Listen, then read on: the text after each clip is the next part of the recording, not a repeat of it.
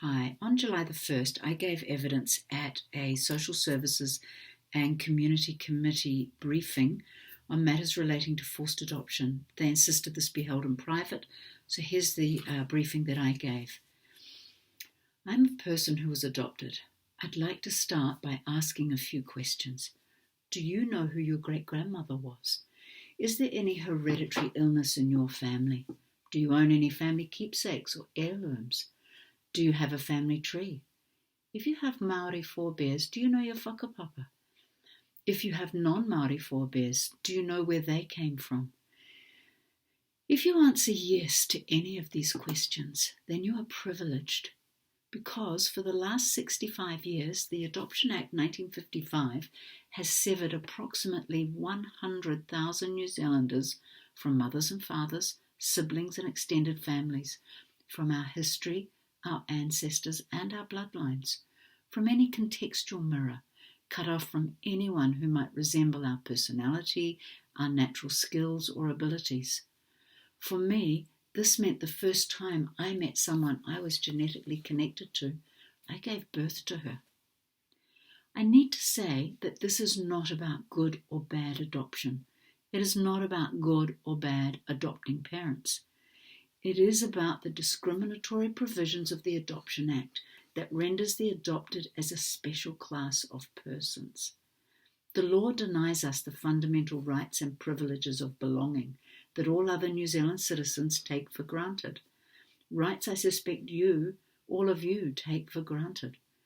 I am denied these human rights because of the perceived moral crime of my mother, Pamela Sumner, and because there was a market demand to supply fresh newborns to good, infertile, married couples. Do not think adoption was a choice. My mother did not choose to give me away. In 1971, we were taking 76 babies a week, like a pandemic of maternal indifference. The matron of the Salvation Army home in Napier took me directly from my mother's womb. I was hidden in another part of the hospital and prepared for adoption. The local doctor with a Salvation Army contract had promised me to an infertile married couple more than 3 weeks before I was born. He even expressed his frustration that my mother managed to delay signing the adoption paper until the last moment, that is, just 10 days postpartum. This was not an anomaly. It was common practice. It is called child trafficking. It was as illegal then as it is now. I only know these details and a great deal more because after 35 years of effort, I am now one of a handful of New Zealanders who went to court and succeeded in gaining access to my file. I also have a random selection of judgments covering at least 45 years of requests for access to files. Almost all were denied because to gain this access, you have to prove special reasons. Nowhere is special reasons defined in law. I have it in writing from a judge who said she has never once been able to allow a person access to their files. She said, "It is long overdue for Parliament to address this issue, and that meantime my hands are tied. Every time an application comes across my desk, my heart sinks. No matter the need for connection or to know about medical history, the application could not succeed because the reasons are not special enough." It is also because, as one judge said in a ruling, adoption is a contract to which the adopted person is not party to. That would be because we were most often newborns and without legal representation. He forgot to mention that adopting parents hired the lawyers and the mothers did not receive independent legal representation.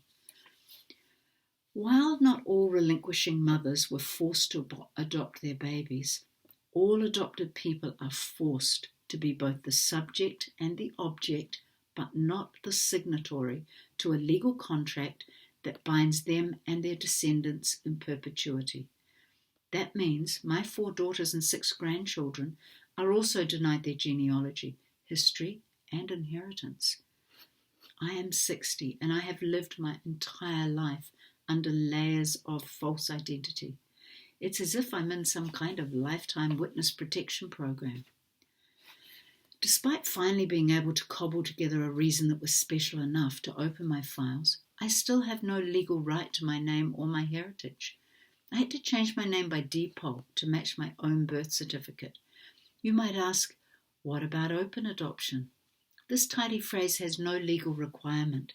Open adoption is another form of coercion to convince a vulnerable mother to relinquish her child.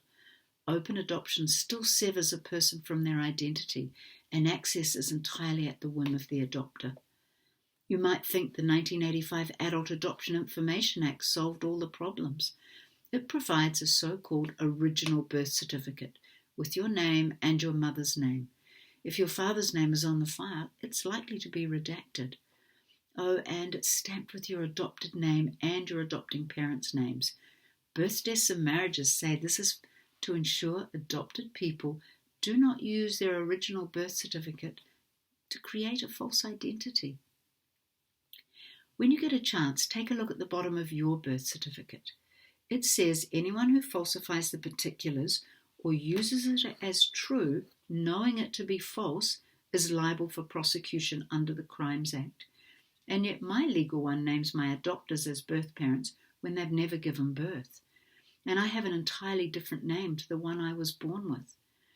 The state describes my so-called original birth certificate as essentially ornamental, and my second falsified birth certificate as a legal fiction. I guess that means my life slips somewhere between essentially ornamental and legal fiction.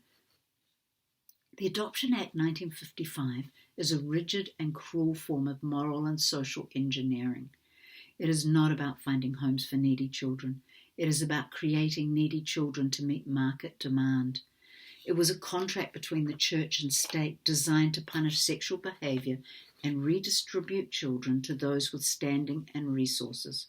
It assumed one set of arms is as good as another. It concluded all identity is interchangeable. But if my identity is of no value, then why is yours? Why do you have rights to access your history, and I don't?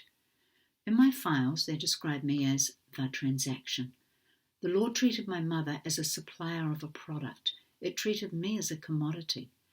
I am bone tired of being treated with disrespect by the government and government departments. I am tired of living as a second-class citizen with fewer rights than other citizens. I am tired of hearing that love is enough, or you're lucky you're not an orphan, or you should be grateful. I am tired of being infantilized and spoken of as an adopted child. One point, had I not been successful in getting my files, there is another option. I could wait until my adopters and my natural parents are dead, or I turn 120. That is how absurd the laws surrounding adoption are. If our Prime Minister had given birth in 1971 instead of 2018, the chance of her keeping her baby was slim. Had she managed to, she would have most likely lost her job and found herself ostracized from all support. There have been so many approaches to successive governments to update this archaic and discriminatory act. New Zealand has been cited repeatedly by international organisations for violations of human rights through the continued refusal to address our adoption laws. So, what outcomes do I want? I want what you have. I want the full personhood of a citizen. I do not want to die under a false identity.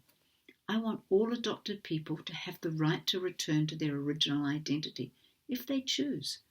I want all adopted people to have the right to return to access their files, if they choose. I want the right for all adopted people to annul their adoptions, if they choose, just as all adults have the right to alter any contract that impacts their life. I want the Adoption Act and related acts repealed. I want to see new laws that reflect current social attitudes and values in accordance with national and international human rights and standards. I want the government to collect statistics and undertake research casting light on past adoption practices, and to increase the public's knowledge and understanding of the effects of stranger adoption. And I want the government to apologise to my mother for facilitating in the abduction of her baby. I want the government to apologise to my children and grandchildren for the loss of their natural heritage. While the word illegitimate is no longer stamped on birth certificates or used to describe people like me, the law continues to treat over 100,000 New Zealanders as if we are precisely that. So yes, I also want an apology.